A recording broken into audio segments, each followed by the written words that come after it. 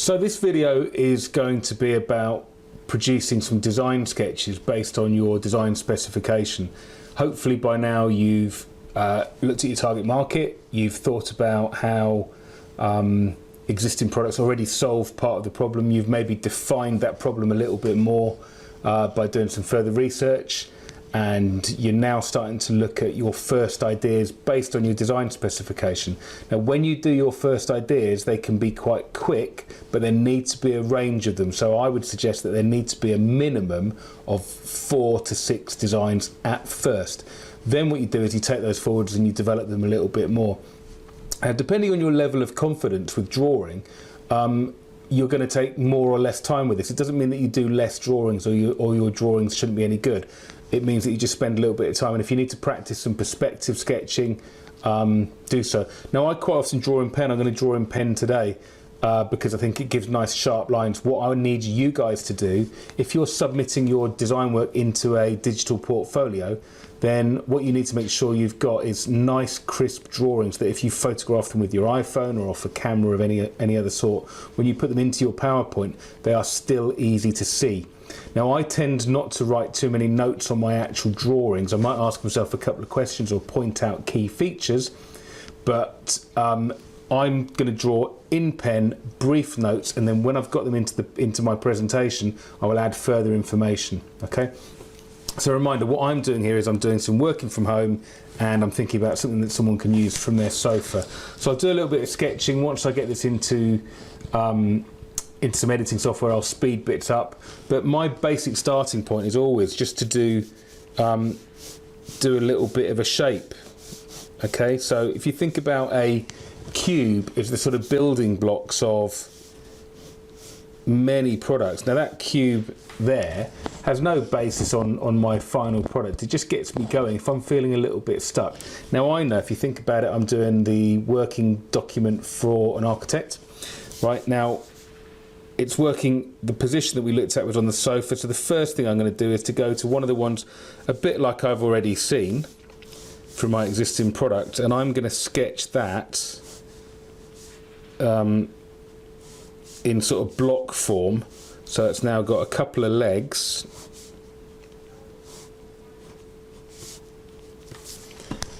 Okay, now there's no detail there, my lines are all over the place, it doesn't really matter at the moment, but that would then go over the top. Now the other thing I'm going to do, I'm looking at that and thinking I don't need this great big chunky top, so I'm going to make this top narrower, and you can see I'm just working over the existing lines. Now I'm not going to vanishing points. I could have a vanishing point, or I could have a vanishing point there, but I'm just sketching in approximately 3D perspective, and just bring that leg up. Okay, so I work over that drawing a few times. Okay, now I'm not suggesting that this is a really good design. All I'm doing at the moment is beginning to think about shape, and that's making me think, I wonder whether or not I could put a collar on here that would allow me to have like another sub tray or drawer.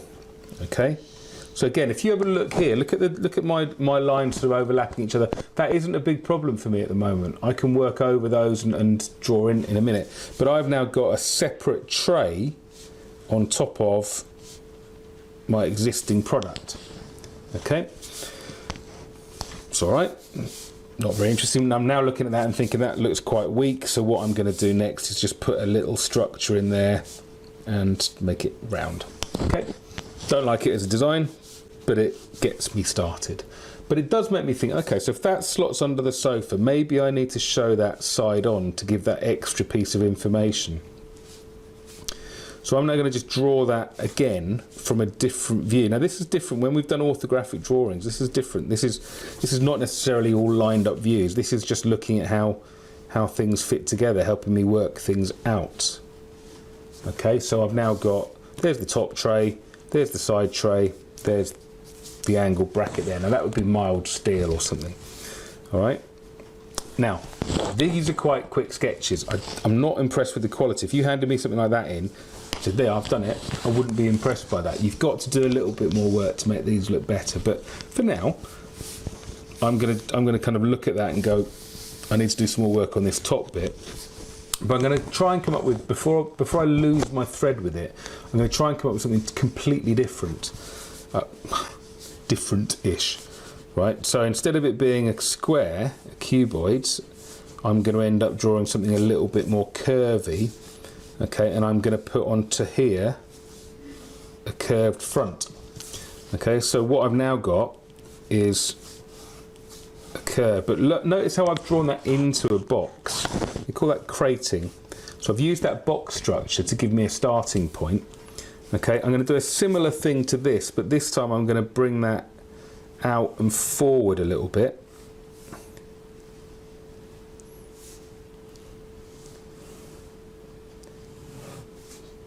And then I'm going to give it a base that sort of lines up with the top there.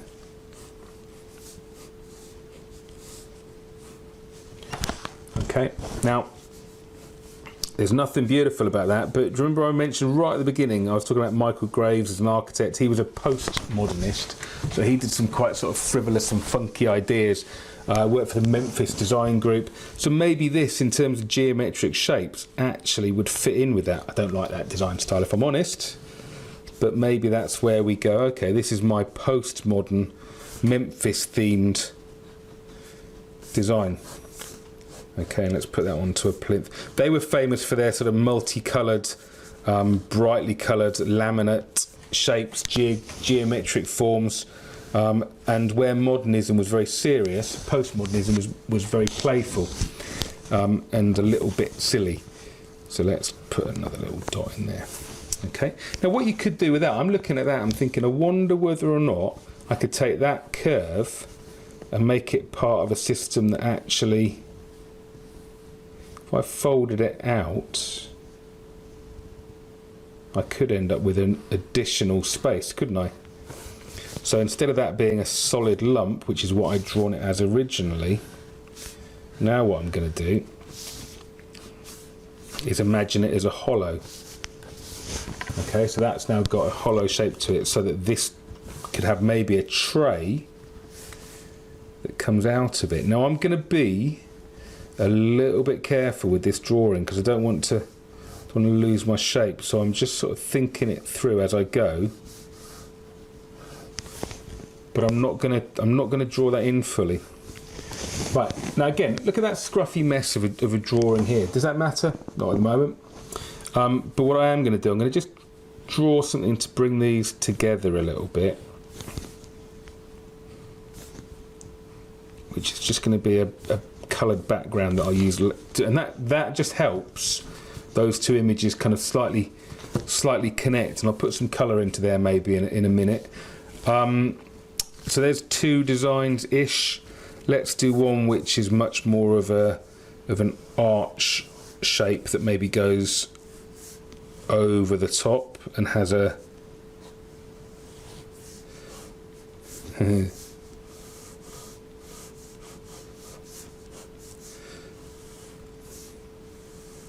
right, so that's going to be the bottom underneath the sofa. This bit, what about if we have a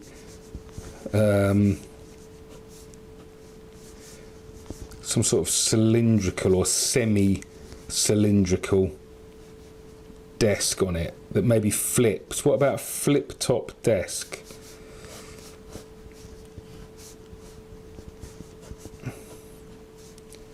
Okay, so I'm just drawing that in and working it out as I go. Those arms are a little bit long, aren't they? If I bent those over, they'd get in the way of the sofa.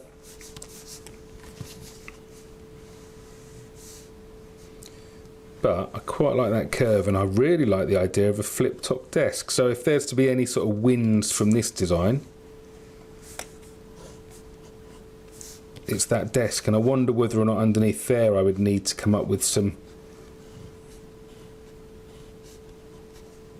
sort of storage system that sits underneath. Okay.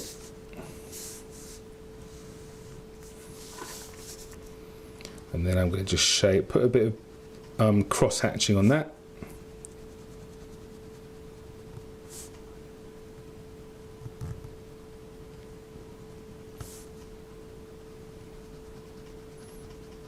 Just to give a bit more suggestion of form.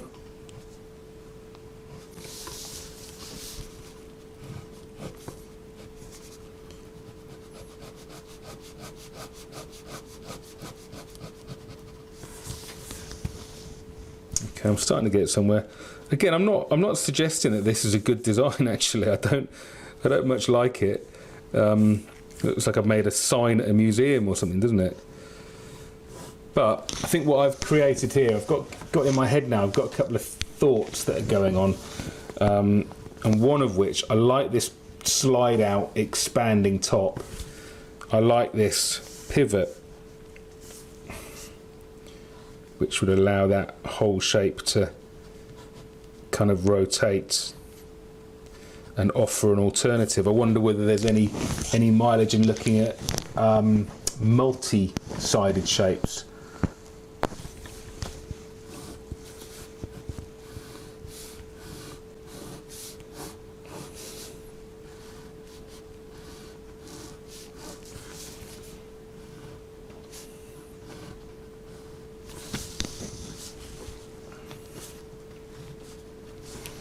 Okay, so 1, 2, 3 different ideas. They've all got big heavy bases to them, which I'm not a fan of actually.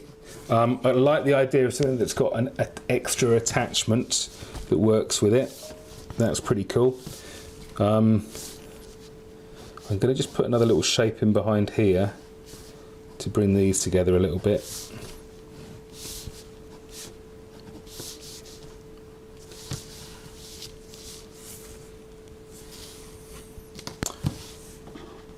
I need to go and get a colouring pencil. Right, if that's jumped a little bit, I've gone to get myself some colouring pencils. Basically, what I'm going to do, I'm going to just add a little bit of colour in behind.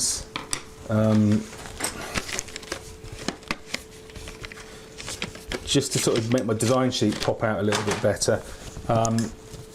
It doesn't necessarily have to be one particular colour, but I just quite like these little blocks. They call them vignettes, that sit in behind an object or a series of views, and it can just help hold it all together without actually being a thing. So it's kind of a background. It helps your design to stand off the page a little bit. It's funny with cameras, they don't always pick up the colour. I can see sort of quite a subtle blue, and I'm trying not to go too dark with it. So that brings those together. What I was looking for earlier that I couldn't find in my house, and you might have some in your house, and I know I've got some, is thicker pens. I've got some fibre tip pens somewhere, but I don't know where they were. So what I would tend to do once I've got a shape right is darken in the outside edges, what they call the falling away edges.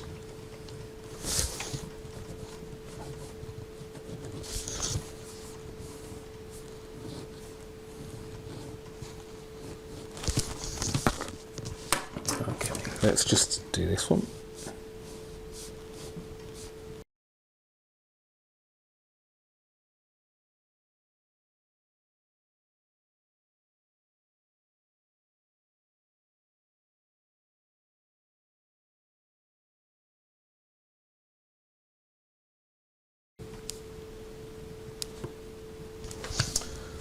Right, so here's part of a design drawing. This would be one of a couple that I will do. And again, is it great design? Not really, but let me kind of point out a couple of things that I do like about my sheets so far. One is that, I can't see a timer, that's taken me about 10 minutes, all right? 3 ideas, about 10 minutes, about 3.5, 4, 5 minutes at most for all of those. So it doesn't take long to come up with an idea. I haven't got to waste time sort of thinking and making sure I've got it right. I don't like any of those 3. In fact, it looks to me like I've created some sort of horrible bathroom system. Maybe some weighing scales that measure your body fat weight and stuff as well. So, you know, it's not perfect, but what it does do is it gives me a couple of ideas. I like this chrome steel look, which is beginning to form up in my head. I like this brightly coloured laminate Memphis style look. I like the idea of things that swivel and fold out. That's looking quite good so far.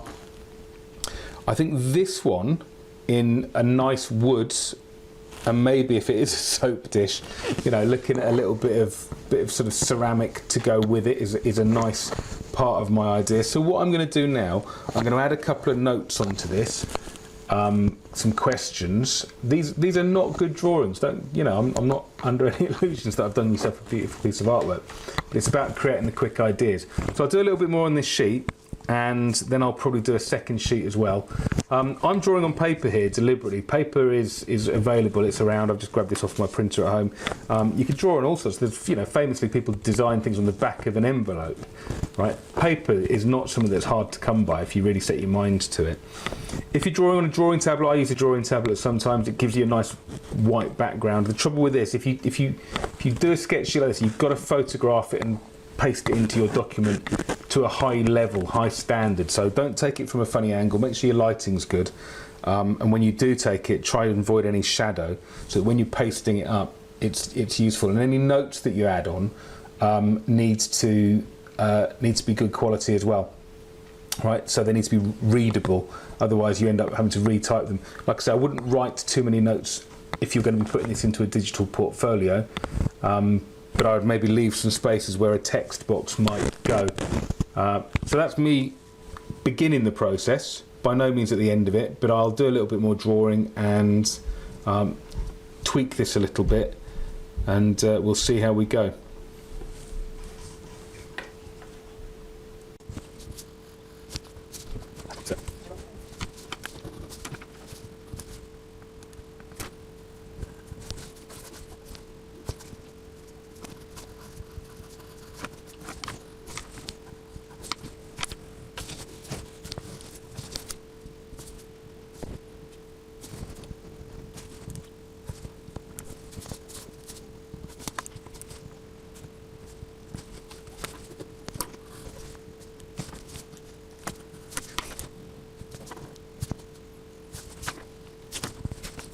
Okay, so at this point, I'm going to leave that sheet. I don't think it's finished, but I've got lots of notes that I would add once it's into the PowerPoint probably. But you can see how from some quite humble, sketchy, scruffy beginnings, that begins to turn into something. Now, I could draw better than that if I spent longer doing it, but that's not the point, is it? So remember, I'm trying to come up with 3 to 6 different ideas, sorry, 4 to 6 different ideas. It's not a fixed number, but already I could take that to somebody, and in the spirit of collaboration with others, I could say, what do you think of this? And hopefully that person would give me something useful that I could then work from. It also gives me something that, you know, I'm looking at that, having had no idea what I was drawing before I started today, really. And I've got some things that I can now rule out, and I've got some things that I'm going to sort of try and include. I actually quite like this bathroomy ceramic chrome look. I might go for something like that. I wonder whether or not I can get rid of this sort of stem, or whether I use that to put like a ladder effect into it. Do you remember I looked at the sort of fabric part on a project earlier on, that in the existing product, so maybe I can hang some stuff off that. When I was doing this one here, I was looking at cable control. Of course, you know, I'm sitting here under cameras and all sorts of stuff.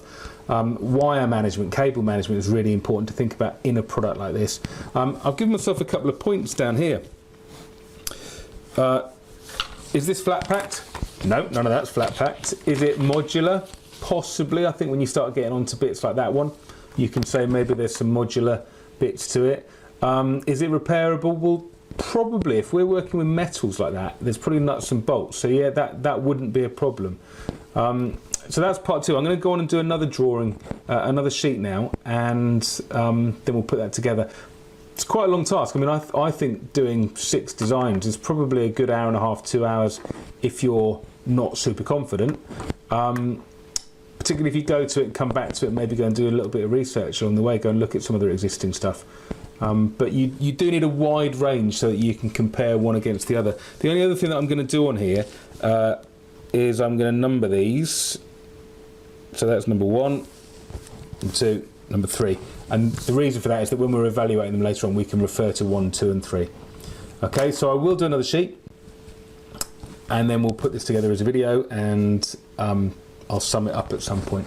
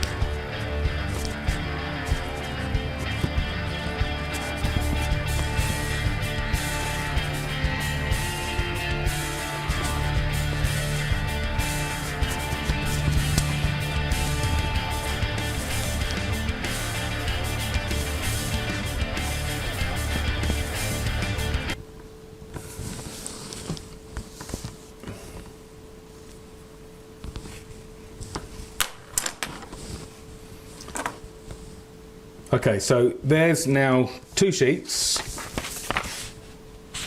which give me 6 ideas, and that enables me to put those into my design project and see how that meets with my target markets in preferred style.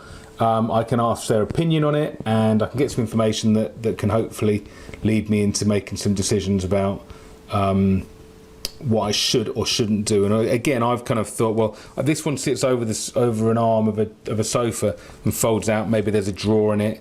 I like this stand here.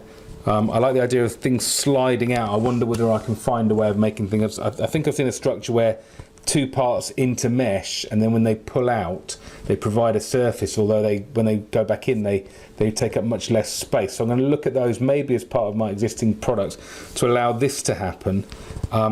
I quite like the folding out top, but I wonder whether or not that's going to put a lot of pressure on the hinges. You'd have to redesign the hinges to allow this to happen, and probably have an entire bar running through it. And then how do you reinforce it to stop it from bending down? But you know, these are just quick design ideas. I really wish I had a thicker pen. I'm crossing myself for not getting it, because these outside lines with a nice sort of fibre tip pen would be really good. Don't be tempted to use a Sharpie on paper, because what you end up doing is going through multiple sheets. But that really, just thickening those up, I might do it before I put it into the portfolio, would make a big difference to the appearance on these sheets. Now I'm using colouring pencils. Magic markers would be great.